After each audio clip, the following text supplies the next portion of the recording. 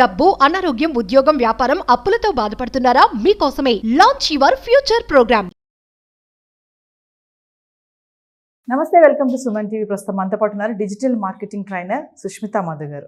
నమస్తే మ్యామ్. నమస్తే ma'am, call centre jobs అంటారు కదా, చాలా మందిని అడిగితే నేను కాల్ సెంటర్లో చేస్తున్నా అంటారు. అంటే కాల్ సెంటర్ జాబ్ చేయడానికి కూడా క్వాలిఫికేషన్ ఏముండాలి? ఎక్కువ వాగుతూ ఉండాలా బాగా? అంటే ఏం చెప్తారు? కాల్ సెంటర్ జాబ్ అంటే డెఫినెట్లీ దానిలో 3 టైప్ ఆఫ్ వర్క్ ఉంటుంది. ఫస్ట్ వచ్చేసి కాలింగ్ జాబ్, కాలింగ్ ప్రాసెస్ అంటారు. కాలింగ్ ప్రాసెస్లో ఏం చేస్తారు అంటే ఇన్బౌండ్ కాల్స్ హ్యాండిల్ చేస్తారు, లేకపోతే అవుట్ బౌండ్ కాల్స్ హ్యాండిల్ చేస్తారు. నేను మీకు ఒక ఎగ్జాంపుల్ చెప్తాను. ఒక పెద్ద సూపర్ మార్కెట్ ఉంది యుఎస్లో, లేకపోతే ఇండియాలో ఎక్కడో ఒక ప్లేస్లో ఒక పెద్ద సూపర్ మార్కెట్ ఉంది. ఆ సూపర్ మార్కెట్ వాళ్ళు ఆన్ కాల్ ఫీడ్బ్యాక్ కూడా తీసుకుంటున్నారు, లేకపోతే ఆన్ కాల్ కంప్లైంట్స్ వస్తే అవి కూడా వాళ్ళు హ్యాండిల్ చేస్తున్నారు. ఈ ఆన్ కాల్ హ్యాండిల్ చేయడానికి వాళ్ళకి ఒక టీం కావాలి కదా. అంటే ఆ కాల్స్ని హ్యాండిల్ చేయడానికి, ఆ కాల్స్కి ఆన్సర్ చేయడానికి ఒక టీం కావాలి. నా ఈ సూపర్ మార్కెట్ వాళ్ళు ఒక సపరేట్ కంపెనీకి వాళ్ళ వర్క్ని అవుట్ సోర్స్ చేస్తారు. అవుట్ సోర్స్ అంటే మేము చేయలేము, మా వర్క్ మీరు చేయండి లాగా వాళ్ళు అవుట్ సోర్స్ చేస్తారు. ఈ అవుట్ సోర్స్ చేస్తున్న కంపెనీస్ని మనం కాల్ సెంటర్ కంపెనీ కూడా చెప్పొచ్చు. ఈ కాల్ సెంటర్ కంపెనీ వాళ్ళు ఏం చేస్తారు అంటే ఇన్బౌండ్ కాల్స్, అంటే కాల్స్ వస్తుంది, లేకపోతే అవుట్ బౌండ్ కాల్స్ వీళ్ళే కాల్స్ చేస్తున్నారు. వేరే కస్టమర్స్ అయినా, వేరే క్యాండిడేట్స్, వేరే ఇండివిజువల్స్కి కాల్స్ చేస్తారు. సో ఇన్బౌండ్ కాలింగ్ అయినా, అవుట్ బౌండ్ కాలింగ్ అయినా, ఇది ఒక కాలింగ్ ప్రాసెస్ కాల్ సెంటర్లో ఉంటుంది. కాల్ సెంటర్లో ఓన్లీ కాల్సే చేస్తారు అని కూడా కాదు, కానీ non voice or non calling processes కూడా ఉంటాయి. నాన్ కాలింగ్ ప్రాసెసెస్లో బ్యాక్ ఎండ్ వర్క్ చేస్తారు. మొత్తం కాల్స్ లోనే వర్కౌట్ కాదు కదా, కొంచెం డేటా మీద వర్క్ చేస్తారు. ఆ కాల్ చేసే క్యాండిడేట్స్ వాళ్ళ ఫోన్ నెంబర్ ఏంటి, వాళ్ళ ఎక్సెల్ షీట్, వాళ్ళ పేర్లు అన్ని ఆ డీటెయిల్స్ మీద కూడా వర్క్ చేస్తారు. కాబట్టి బ్యాక్ ఎండ్ ప్రాసెసెస్ కూడా ఉంటాయి. మరి కొన్ని కాల్ సెంటర్లో సెమీ వాయిస్ ప్రాసెసెస్ కూడా ఉంటాయి. సెమీ వాయిస్ ప్రాసెస్ అంటే కొంచెం కాల్స్ చేస్తారు, కొంచెం బ్యాక్ ఎండ్ వర్క్ ఉంటుంది. ఇట్లాంటి ప్రాసెసెస్ కూడా ఉంటాయి కాల్ సెంటర్లో. కాల్ సెంటర్ జాబ్స్ లో గ్రోత్ ఏముంటుంది?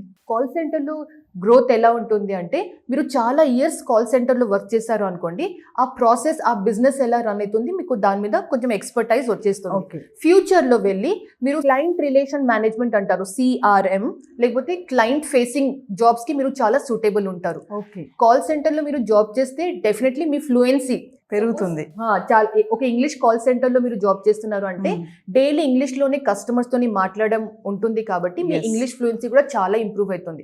అది ఫ్యూచర్లో మీ కెరియర్ గ్రోత్ లో చాలా హెల్ప్ అవుతుంది. కమింగ్ టు BPO జాబ్స్ అంటారు కదా, ఈ BPO జాబ్స్ కి కాల్ సెంటర్ జాబ్స్ కి ఏంటి డిఫరెన్షియేషన్ ఏంటి? BPO అంటే బిజినెస్ ప్రాసెస్ అవుట్ సోర్సింగ్ అని చెప్తారు. Business process outsourcing or BPO jobs లో అంటే అబ్రాడ్ లో ఉన్న ఏదైనా పెద్ద కంపెనీస్ వాళ్ళు ఇండియాకి వాళ్ళ వర్క్ ని అవుట్ సోర్స్ చేస్తున్నారు. సేమ్ BPO లో కూడా అదే జరుగుతుంది. నాన్ వాయిస్ వర్క్ కూడా కావచ్చు, సెమీ వాయిస్, లేకపోతే కాలింగ్ కంప్లీట్ వాయిస్ ప్రాసెసెస్ కూడా ఉంటాయి. అబ్రాడ్లో ఉన్న కంపెనీస్ వాళ్ళ ప్రాజెక్ట్ అయినా వాళ్ళ వర్క్ని ఇండియాకి అవుట్ సోర్స్ చేస్తే దాన్ని మనం ఇక్కడ BPO జాబ్స్ లాగా పిలుస్తాము. అంటే ఈ కాల్ సెంటర్, ఈ BPO జాబ్స్కి అంటే శాలరీస్ ఎలా ఉంటాయి? హైక్స్ ఉంటాయా? ఫ్యూచర్ ఉందా వాటికి అసలు? కాల్ సెంటర్లో లేకపోతే BPOలో salaries depending on the company to company వేరేలాగా ఉంటుంది. మల్టీనేషనల్ కాల్ సెంటర్స్ కూడా ఉన్నాయి. For example Genpact, for example ADP, ఇట్లాంటి మల్టీనేషనల్ కాల్ సెంటర్స్ కూడా ఉంటాయి. మరి డొమెస్టిక్ కాల్ సెంటర్స్ కూడా ఉంటాయి.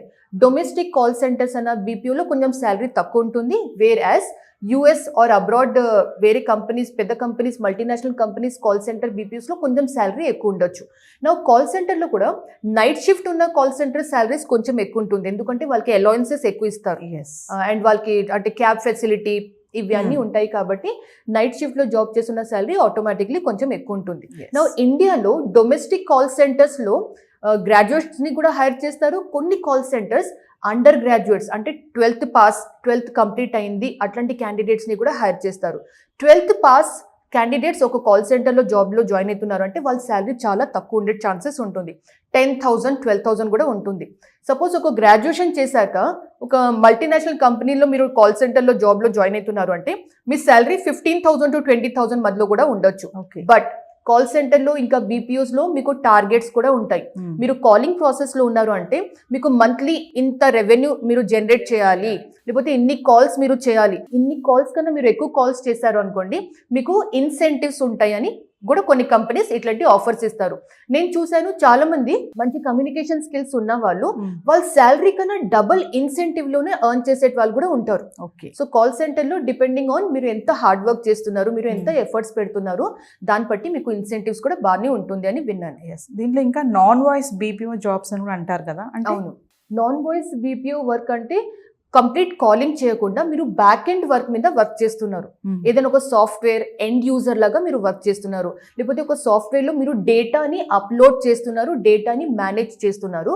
ఆ బ్యాక్ ఎండ్ వర్క్ ని మనం నాన్ వాయిస్ ప్రాసెస్ లాగా రెఫర్ చేస్తాం. ఈ కాల్ సెంటర్ జాబ్స్ అనేవి అసలు ఎవరికి సూటబుల్ అంటారు? అంటే ఇప్పుడు పెద్ద జాబ్స్ చేయడానికి భయపడే వాళ్ళు కానీ, ఎక్కువ చదువుకోలేని వాళ్ళు రావాలి అంటే వాళ్ళకి మీరు ఇచ్చే టిప్స్ ఏమైనా ఉన్నాయా? కాల్ సెంటర్ జాబ్స్ ఎవరికి సూటబుల్ అంటే, సపోజ్ నాకు గ్రాడ్యుయేషన్ కంప్లీట్ కాలేదు, నేను టెక్నికల్ స్కిల్స్ ఏం నేర్చుకోలేదు. టెక్నికల్ స్కిల్స్ అంటే ఐటీ స్కిల్స్ అయినా ఏమైనా టెక్నికల్ స్కిల్స్ నాకు ఏం రాదు, కానీ నేను బాగానే కమ్యూనికేషన్ కొంచెం బాగానే మాట్లాడతాను. అట్లాంటి క్యాండిడేట్స్ కి కాల్ సెంటర్ జాబ్ చాలా సూటబుల్. ఓకే. సపోజ్ కొందరు నాకు కాలింగ్ ప్రాసెస్ చాలా ప్యాషన్ గా ఉంది, నాకు చాలా ఇంట్రెస్ట్ ఉంది ఈ ప్రొఫెషన్ లో అంటే వాళ్ళు కూడా call centre job side migrate కావచ్చు. ఇక్కడ నేను వన్ మోర్ థింగ్ మీకు యాడ్ చేస్తాను నవీన. కొందరు కెరియర్ లో గ్యాప్ ఉన్న వాళ్ళు కూడా ఉంటారు. For example 5 years career gap, 4 years career లో గ్యాప్ ఉన్న వాళ్ళు అర్జెంట్ నేను వర్క్ చేయాలి, నేను నైట్ షిఫ్ట్ అయినా పర్లేదు, నాకు కొంచెం సోర్స్ ఆఫ్ అర్నింగ్ స్టార్ట్ అవ్వాలి అంటే వాళ్ళు కూడా ఈ కాల్ సెంటర్ జాబ్స్ కి మైగ్రేట్ కావచ్చు. అది కూడా ఒక మంచి డిసిషన్ అని చెప్తాను. అప్పుడు చూసుకుంటే ఈ బీపీఓ కాల్ సెంటర్ జాబ్స్ ఉన్నాయా ఇప్పుడు? అంటే ఉంది కాల్ సెంటర్ ఇంకా బీపీఓ జాబ్స్, కానీ ఫ్యూచర్ లో డెఫినెట్లీ ఈ కాల్ సెంటర్ ఇంకా బీపీఓ జాబ్స్ తగ్గుతుంది. ఎందుకంటే ఇప్పుడు చాలా కంపెనీస్ ఏఐ లేకపోతే ఆటోమేటెడ్ కాల్స్ యూస్ చేస్తున్నారు.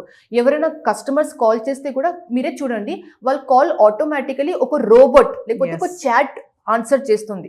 సో ఈ ఏఐ టూల్స్ అయినా లేకపోతే ఆటోమేషన్ వచ్చేసిన తర్వాత కంపెనీస్ కూడా ఎంప్లాయీస్ మీద డిపెండ్ కాకుండా వాళ్ళు ఏఐ టూల్స్ లేకపోతే వాళ్ళు ఆటోమేటెడ్ చాట్ బాట్స్ మీద డిపెండ్ అయి ఉన్నారు. వాళ్ళకి డెఫినెట్లీ ఇది కాస్ట్ కటింగ్ అవుతుంది కదా, అంటే వాళ్ళకి ఎంప్లాయీస్ కి శాలరీ ఇవ్వడం అవసరం లేదు. కాబట్టి కంపెనీస్ కూడా ఆటోమేషన్ టూల్స్ సైడ్ మైగ్రేట్ అవుతున్నారు. నా ఫ్యూచర్లో ఈ customer support jobs, call centre jobs, BPO jobs కొంచెం డెఫినెట్లీ తగ్గుతూనే ఉంటుంది. సో నేను సజెస్ట్ చేస్తాను, ఫ్యూచర్లో మీరు ఇంకా గ్రో అవ్వాలి అంటే మీరు వేరే టెక్నికల్ స్కిల్స్ కూడా నేర్చుకుంటూ ఉంటే బెటర్. లైఫ్ లాంగ్ నేను కాల్ సెంటర్లోనే ఉంటాను అంటే అది వర్కౌట్ కాదు. అవ్వదు. Yes, thank you thank you so much.